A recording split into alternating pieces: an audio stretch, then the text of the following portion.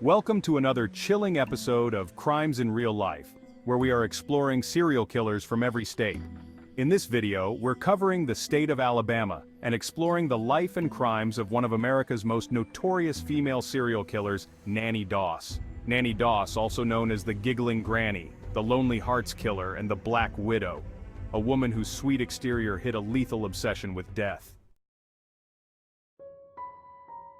Nannie Doss was born as Nancy Hazel on November 4, 1905 in Blue Mountain, Alabama, into a world of hardship and brutality. Raised in a poor and dysfunctional family, her childhood was far from idyllic. Nannie's father, James Hazel, was a controlling and abusive man who forced Nannie and her siblings to work on the family farm from a young age, denying them a formal education. This rough upbringing would leave a lasting scar on Nannie, and her resentment towards her father and her environment began to brew at an early age. At the age of 16, Nannie married her first husband, Charlie Braggs, in 1921. The couple had 4 daughters, but their marriage was plagued by infidelity and accusations. It wasn't long before Nannie's dark side emerged. In 1927, 2 of their daughters died under mysterious circumstances.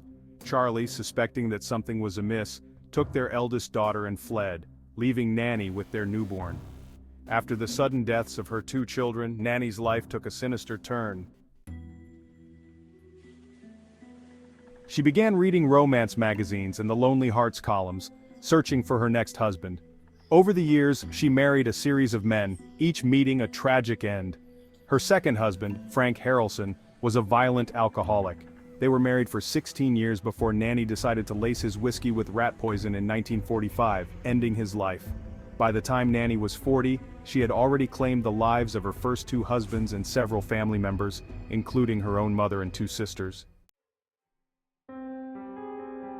Her modus operandi was poisoning, often using arsenic. Nannie would laugh and joke during interrogations, earning her the nickname Giggling Granny. But behind the smiles and laughter was a cold-blooded killer who would stop at nothing to get what she wanted. Nannie's third husband, Arlie Lanning, also met a similar fate. They married in 1947, but their marriage was brief. After a few years of living together, Arlie died suddenly, with the cause of death initially believed to be heart failure. However, autopsies would later reveal that he had been poisoned. Nannie Doss continued her deadly spree, leaving a trail of bodies in her wake. In total, she is believed to have killed 11 people, including 4 husbands, 2 of her daughters, her mother, a mother-in-law, her sister, and a grandson. She would often collect life insurance policies on her victims, profiting from their deaths. Her final husband, Samuel Doss, was a preacher who survived an initial attempt on his life. However, after being discharged from the hospital, Nannie managed to finish the job by lacing his coffee with arsenic in 1954. His death would ultimately lead to her downfall. Following Samuel Doss's death, the doctors became suspicious and conducted an autopsy that revealed high levels of arsenic in his system. Nannie was arrested and confessed to the murders with a chilling nonchalance. She admitted to killing 11 people but was only convicted for the murder of Samuel Doss. During her trial, Nannie seemed unfazed by the gravity of her crimes, often laughing and joking with the investigators. Her behavior in court only solidified her sinister reputation as the Giggling Granny. In 1955, she was sentenced to life in prison without the possibility of parole, narrowly escaping the death penalty due to her gender.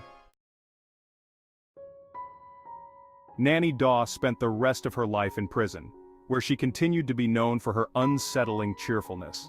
She died of leukemia on June 2, 1965, in the Oklahoma State Penitentiary, taking with her the secrets of her other potential victims.